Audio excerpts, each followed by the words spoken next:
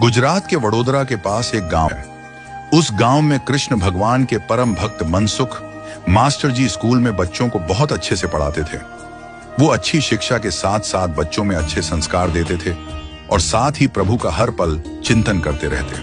हर पूर्णिमा को मनसुख मास्टर जी ठाकुर जी के दर्शन के लिए जाते थे। उन्होंने स्कूल में बच्चों को इतना होशियार बना दिया था कि जिस दिन वह ठाकुर जी के दर्शन के लिए जाते, उस दिन विद्यार्थियों में से ही कोई एक बाकी स्कूल के विद्यार्थियों को बहुत अच्छी तरह से पढ़ाता था। प्रभु कृपा से इस प्रकार अच्छी तरह से स्कूल की नौकरी और ठाकुर जी की भक्ति से मनसुख मास्टर जी का जीवन अच्छा चल रहा था।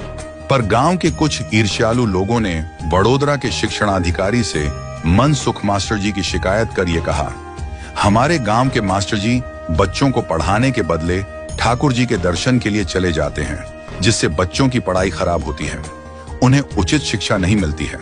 2 बार जांच करने के लिए शिक्षणाधिकारी के ऑफिस से कुछ साहब आए, पर उस दिन पूर्णिमा न होने के कारण मनसुख मास्टर जी स्कूल में हाजिर थे और स्कूल की प्रार्थना और बच्चों की पढ़ाई और संस्कार देखकर जांच अधिकारी बहुत खुश हुए और उन्हें इनाम देकर गए। गांव के लोगों को जब इस बात का पता चला तो सभी ने निश्चय किया कि फिर से शिकायत की जाए। इस बार स्पष्ट शब्दों में पूर्णिमा के दिन जांच की जाए, ऐसा लिखा गया जिससे मास्टर जी हाथों हाथ पकड़े जाएं और इस बार शिक्षणाधिकारी स्वयं जांच के लिए आए, इस बात पर जोर दिया गया था। इस बार पूर्णिमा के दिन सुबह की पहली ट्रेन से मास्टर जी ठाकुर जी के दर्शन के लिए निकल गए। दूसरी ओर ठीक 11 बजे स्कूल में जांच के लिए शिक्षणाधिकारी साहब गांव में आए।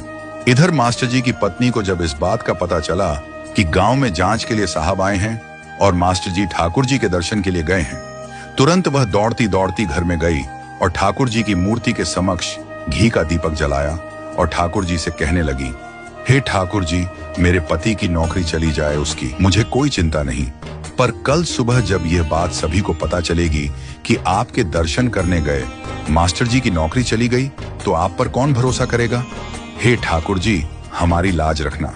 दूसरे ही क्षण ठाकुर जी की मूर्ति में से साक्षात ठाकुर जी अपने भक्त की लाज रखने के लिए मनसुख मास्टर जी का रूप धारण कर गांव के स्कूल में बच्चों को पढ़ाने लग गए। जैसे ही गांव के लोग और शिक्षणाधिकारी जांच करने के लिए आए, उन्होंने देखा मास्टर जी आंखें बंद करके कृष्ण की प्रार्थना गा रहे हैं और बच्चे उतनी ही सुंदरता से उनके पीछे पीछे गा रहे हैं। प्रार्थना पूरी होने के बाद मास्टर जी के रूप में आए भगवान ने कहा, साहब मुझे पहले खबर कर दी होती तो अब सभी के स्वागत की अच्छे से तैयारी करता। शिक्षणाधिकारी ने बच्चों से प्रश्न पूछे। होशियार बच्चों ने सभी प्रश्नों के अच्छे से जवाब दिए। बच्चों की शिक्षा और संस्कार देखकर शिक्षणाधिकारी साहब बहुत खुश हुए। शिक्षणाधिकारी साहब ने मास्टर जी को इनाम देने की घोषणा की। इस बात से गांव के लोग अंदर ही अंदर जलकर राख हो गए। जब शिक्षणाधिकारी खुश होकर वडोदरा जाने के लिए रेलवे स्टेशन पहुंचते हैं तो अचानक सामने से ठाकुर जी का दर्शन करके मनसुख मास्टर जी ट्रेन से उतरे। मास्टर जी को देख शिक्षणाधिकारी चौंक गए। मास्टर जी भी शिक्षणाधिकारी को देखकर घबरा गए।